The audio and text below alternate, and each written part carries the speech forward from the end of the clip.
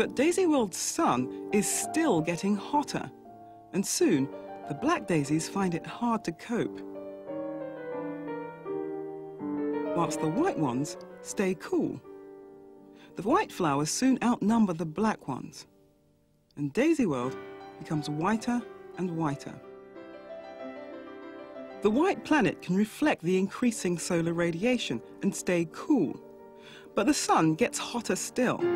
Eventually, the planet gets too hot, and even the white daisies can't cope. Daisyworld dies. In a way, Daisyworld resembles a living organism. I know biologists hate me for suggesting such a thing, but it does, and perhaps the way in which it most resembles it is that it can die. If the sun gets too hot, the star gets too hot for Daisyworld, then even a total cover with light-coloured daisies is insufficient to keep the planet cool enough for them to survive. And at the moment some of them start dying, darker bare ground is exposed, and then again, with explosive positive feedback, the temperature zooms upwards, far beyond the range of toleration of any kind of life, so it dies. 22.5 Celsius is the optimum growth temperature for both black and white daisies. The black daisies work with the sun and warm the planet. We call this positive feedback. White daisies work against the sun and cool the planet. We call this negative feedback. In Daisyworld, we're concerned with the combined effects of both positive and negative feedback. This graph represents the temperature of Daisyworld based on changes in solar luminosity alone, without the influence of the daisies.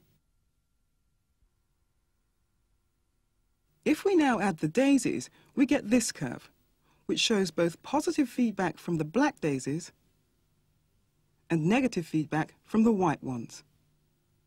Together, they regulate the planet's temperature, producing a stable environment despite the changes in solar radiation.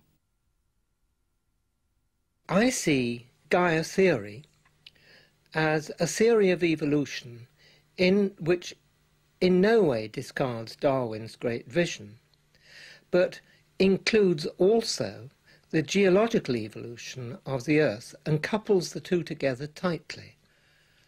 What emerges from the synthesis of these two older systems are such properties as self-regulation, that's to say, the regulation of the climate and the chemical composition of the Earth so that it is always a fit place for life.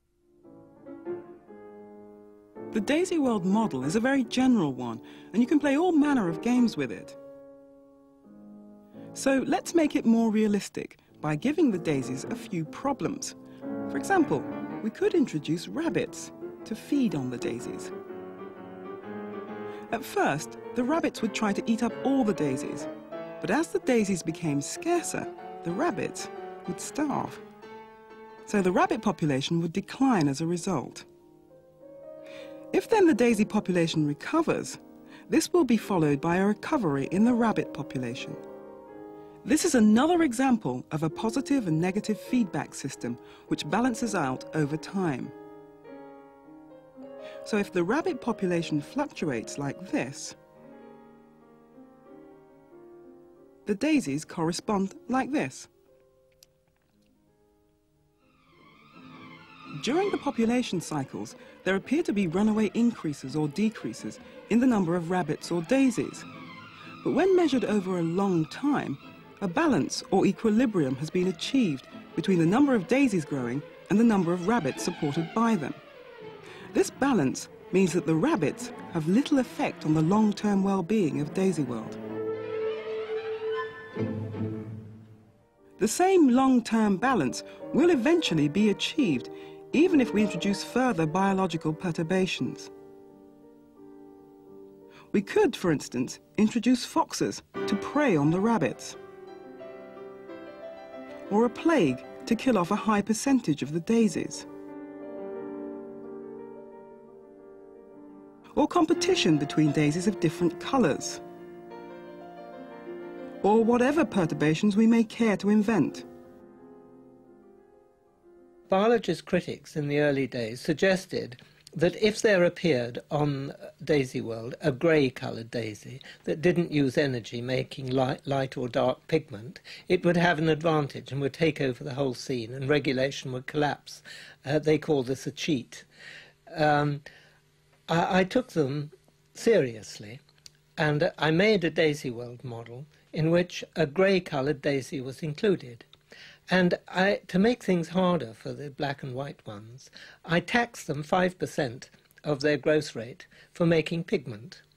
It was most instructive. When the model was run, the dark and light-coloured daisies flourished just as before. The grey ones flourished as well, although interestingly not quite so well as the dark and light ones. You see, it's really quite simple. When it's very cold, only dark daisies are fit to grow. Light and grey ones cannot.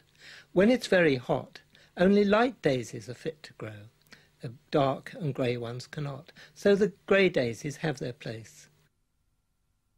The effective feedback is a zone of quite remarkable planetary temperature stability in the face of quite massive changes in solar radiation.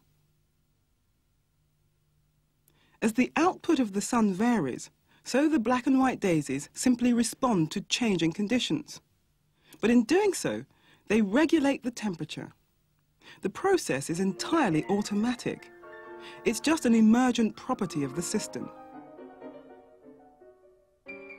The most important conclusion I would draw from Daisyworld modelling is that it demonstrates that a system such as Daisyworld can self-regulate without there being any purpose, foresight, or planning, or anything built into the system beforehand that would make it do so. The other most important thing I would single out from it, which I would add on to that, is that Daisyworld is the mathematical basis of Gaia theory and the explanation of everything that I mean by Gaia.